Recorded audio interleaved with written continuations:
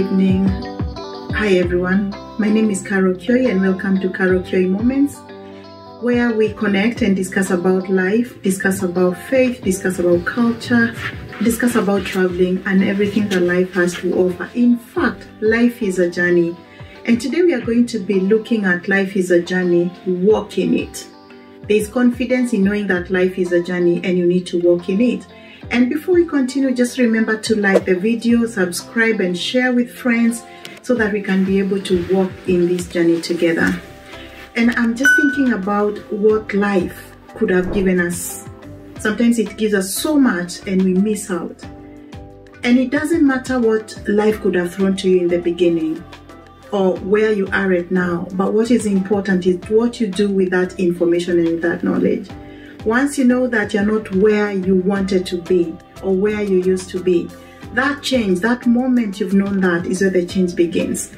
So do not worry about being bogged down by the fear of your past and the guilt of the past. And I remember when I was growing up, I think when I was a teenager, the president of the US, Bill Clinton, was having there was a time he was having almost being I think there was a vote of no confidence, or what was it called? Someone can describe what that situation was, those ones who are as old as me. But he had been found to have some issues that were happening in his life with a certain lady. We all know maybe what could have happened, or we remind each other, those who can. That is not the point. The point is, I remember when they brought the story, you know how in such moments, people will come with a lot of issues. They'll come by telling us the wife, his net worth and children. At that time, I was in a point in life where I was going through quite a lot as a person. One day I'll share about my life in my teenagehood, not today. But I remember when I looked at that, I said, if I had a choice then, or if someone had a choice of where they want to be, maybe I could have chosen to be in Bill Clinton's family, to be the second daughter. One day I remember I was watching his profile or his story, and they were saying that Bill is married to one lady, that's Hillary Clinton, and they have one daughter, Chelsea, and a dog and a jet and all the net worth. There was nothing else. What am I saying? We did not make a choice of the families we want to be, the father, the mother we want to be, the life that we want to be. But I believe we can be able to make a change by knowing that we still want to be somewhere else. And by the way, nobody will ever be comfortable in this world and say, oh, I've reached my maximum. So why I'm giving this story is, if we were all given maybe a choice of where we want to be and the family we want to be in, and the status and our net worth and the monies we want to have, and the kind of life we want to be in today, maybe we could have shaped it in different. But you know what? Life does not give us that choice at all. It doesn't. It just happens, and we find ourselves, when it's happening, we have to come into reality that that's where we are, but we have a hope. We can be able to get our future together from today when we realize we are not where we are. For Christians, we believe our faith is, those ones who believe in God, we believe our faith is dependent on God. God is the one who ordains and who creates us, and he has a purpose and a reason. And actually, as a human being, you need to find out your purposes, because I don't believe we were just born to be alive at whatever age, 5, 10 years, 20, 30, 40, 50, just to be existing. There must be a reason. And once you find out your purpose, you start living a life that is fulfilling, a life that can be able to spur you and keep you going. So life is a journey. Walk in it. And you know, when we say walk in it, it is not a one-time thing. You won't wake up today and say, oh, I think I know. No, I believe it's a journey you'll be walking and feeling today, very confident, as if you're walking in the right direction. And you wake up tomorrow and you realize, oh, you need to amend what you thought about yesterday. So that is part of our life. Walk in it. Do not walk on guilt. Do not walk on guilt as a failure, as someone who is always counting on the failure. And you know what? At times there is that temptation. And especially when the spirit of comparison comes in. You'll be looking at your sibling, and looking at, oh, my brother, my sister is doing better, or my cousin. And this betterness, you're not looking at it holistically. You're only looking at it from one angle. Maybe finances, maybe they are married, maybe they have children. And you're forgetting to look at other holistic measures. Maybe when they look at you, they also feel like, oh, you're doing better than them, because maybe you could be highly educated than them, or you could have attained what they didn't attain in their 20s or 30s. What I mean is, this life, it is a journey. You just walk in it and act your life and be able to ask God, for those who believe in God, about their purposes. And that is why I'm saying, when you realize, even as a Christian, that you're walking in the wrong direction, it's not a moment for you to beat yourself and be guilty. It's a moment for you to repent. It's a moment for you to make a U-turn, come back and amend your ways. If you realize that whatever you're doing is not appealing, even leave alone to God, even to yourself, even to the society, you can always turn back. Never be grounded in your past. Never feel like you're stuck, because you can be able to come back and make a U-turn. Let us look at our past without fear. And when I look at this, it is because fear is like bondage. Fear makes us feel like we have no hope, like I will never make it. But once you face fear, you're able to speak onto your fear, speak onto it and say no. Keep faith, keep on going. Do not be grounded by it. Drop the fear and say, I am a new creation and I'm going to face my not having into having. I remember I like watching people's stories, because I believe nobody is an island and nobody knows it all. I like watching people who have fought against odds. I feel they speak unto me, especially everybody has a season.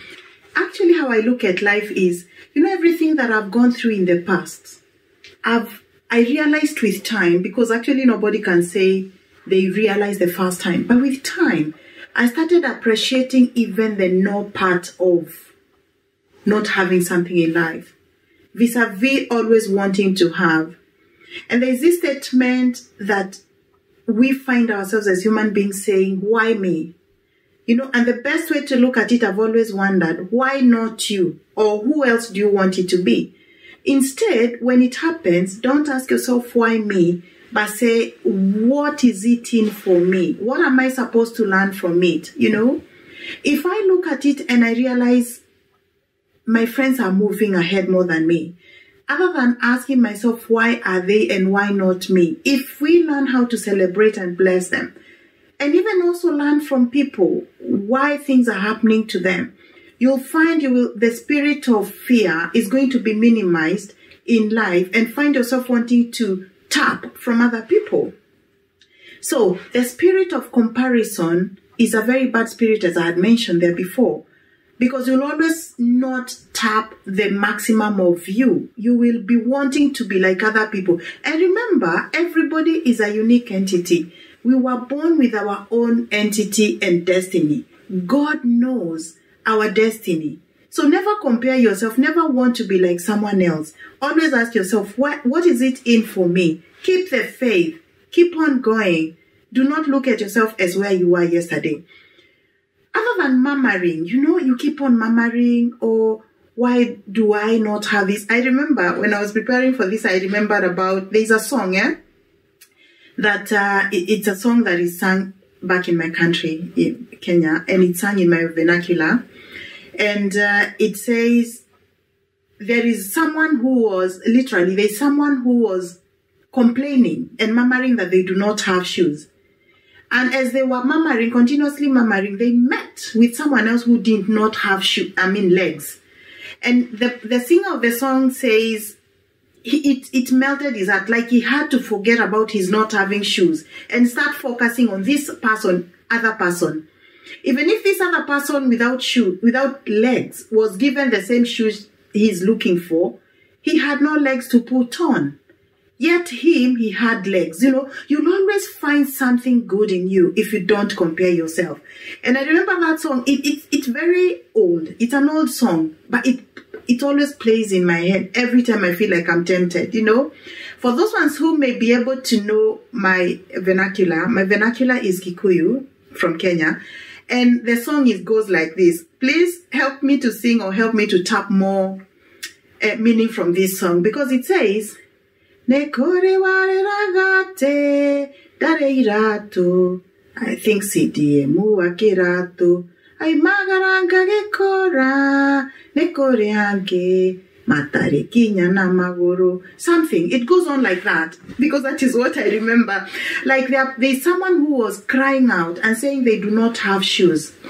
And then they found someone without even the legs to put on the shoes. They ended up even appreciating themselves that at least they have legs. They would rather not have shoes, because this other person without legs, even if they were given a brand new pair of shoes, I don't know whether it's from Butter Shops or it's from Spencer or it is from Jade's or whichever shop that you know is the best and designer shoe, they cannot put on. So always refocus. Life is a journey.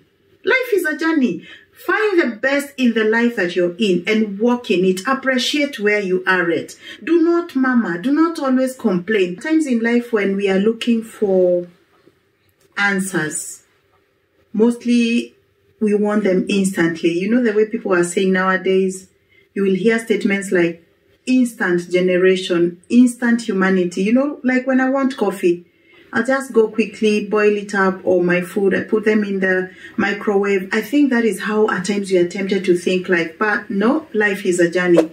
It is actually not a sprint. You know the way you can say 100 meters, you just on your marks, get ready, go. Within a few seconds, 10 seconds, those ones who run fast, you're done with that race. Life is not like that.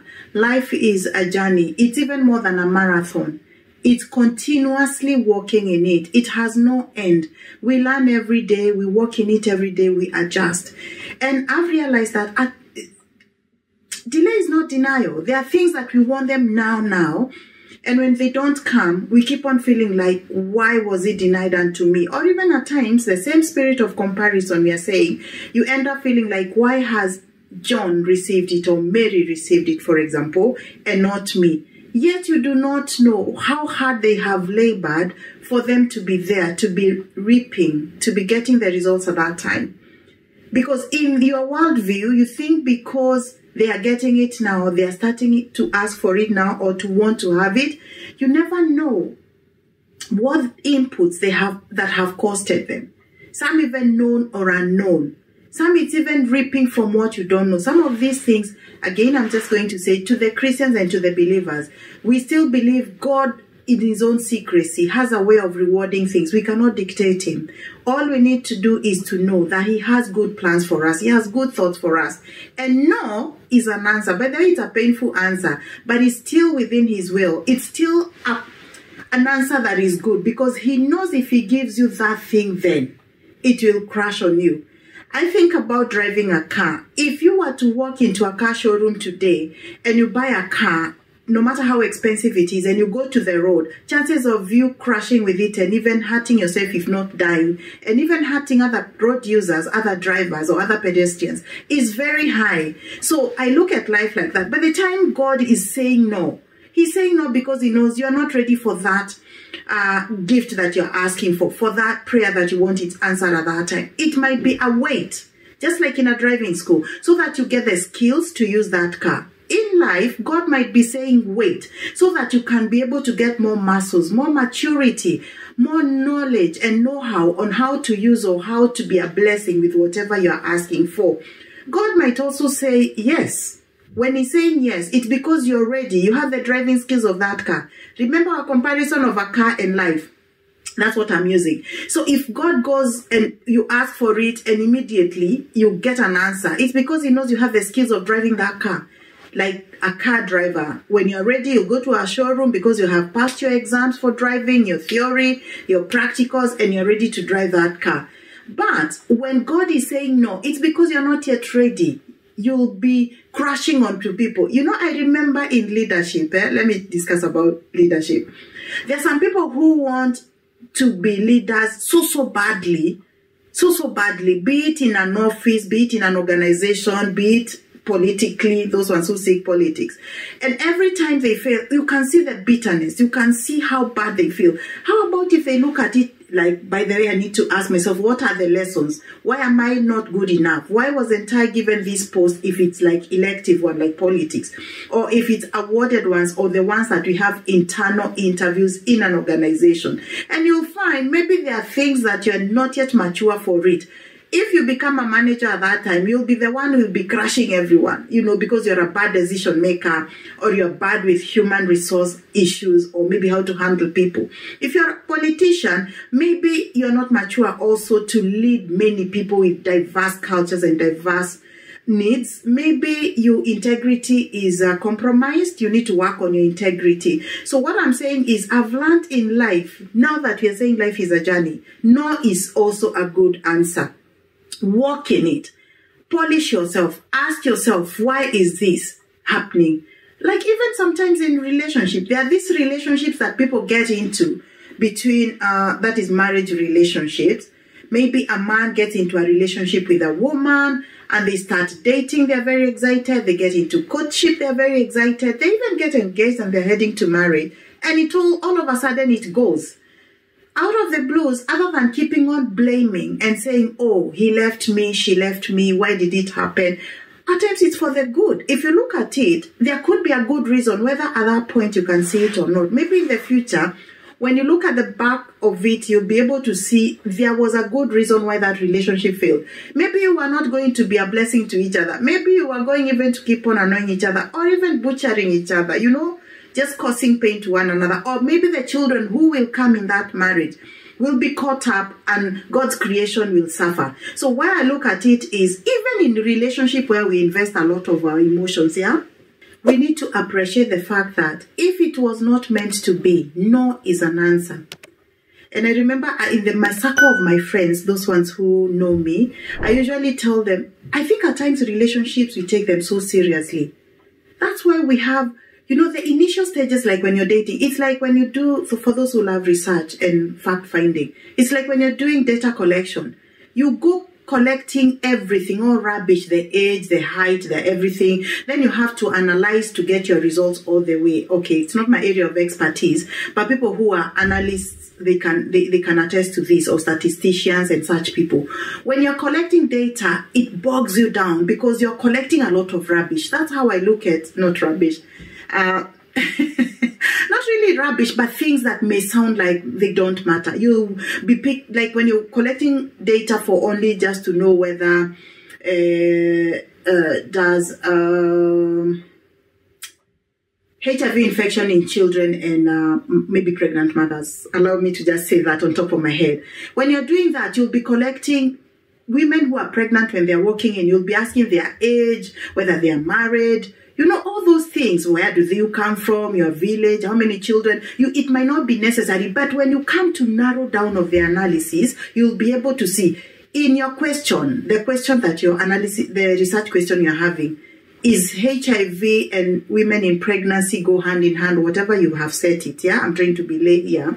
You will realize that you'll get an answer. That's how I look at life in dating. In dating, you're just trying to understand the other person, how they are, what they like, what they dislike.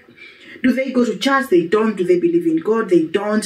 What do they like food-wise? Do they hobbies? Everything. And then you narrow down. You'll come to be able to know, hey, this one, we are a match. We can make it in life. Or this one is a disaster even from the word go. Then you don't continue. So if you knew what you're doing was to be able to gather information and see whether you can be able to relate to this person and even become all the way to husband and wife. If it doesn't happen, why are you bitter? Why are you feeling bad?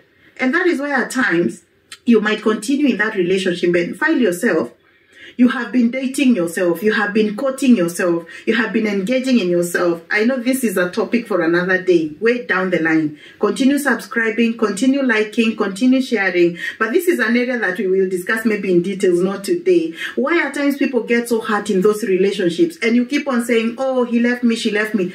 That person left you long time. They went. You are not even part of their problem. They went. And that's why actually in some relationships, you'll find you are hanging in there alone. Within 2 months after it's over, someone is getting married, either a lady or a man in this case. By the way, even ladies, they can also be left.